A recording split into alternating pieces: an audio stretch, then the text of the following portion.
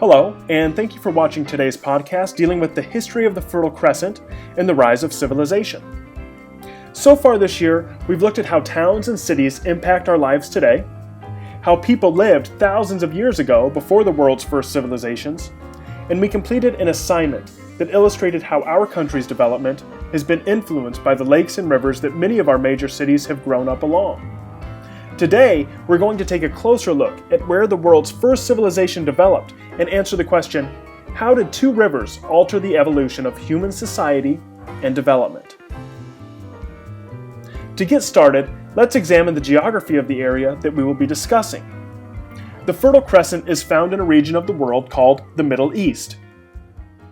It is here that you'll find the present-day countries of Iraq, Iran, and Israel, just to name a few. But before oil was ever discovered in this region, before conflict divided the nations of the Middle East, it was here, thousands of years ago, that the seeds of civilization were planted.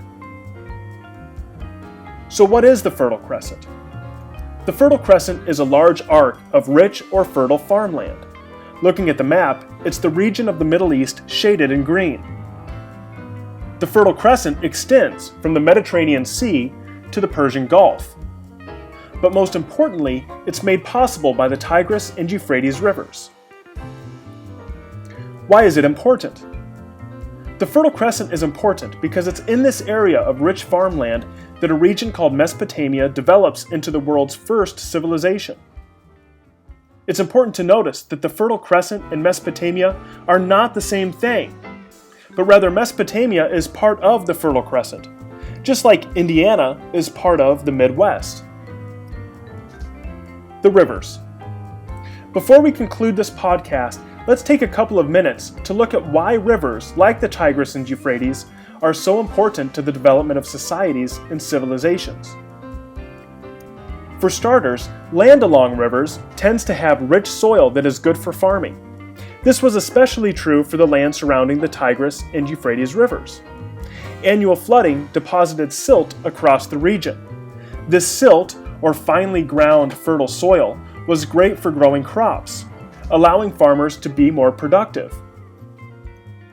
Rivers also provided an easier way to transport goods, helping people and communities trade. Through trade, societies were allowed to expand by selling more goods to neighboring civilizations. People also gained access to products that they wouldn't be able to find at home. Rivers became an important part of the trading process and continue to be today. It's because of this ability to transport goods that Pittsburgh, Cincinnati, Atlanta, St. Louis, and many other U.S. cities are located along rivers.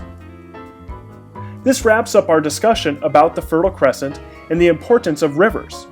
In our next podcast, we'll look at how Mesopotamia develops into the world's first civilization. Thank you for watching.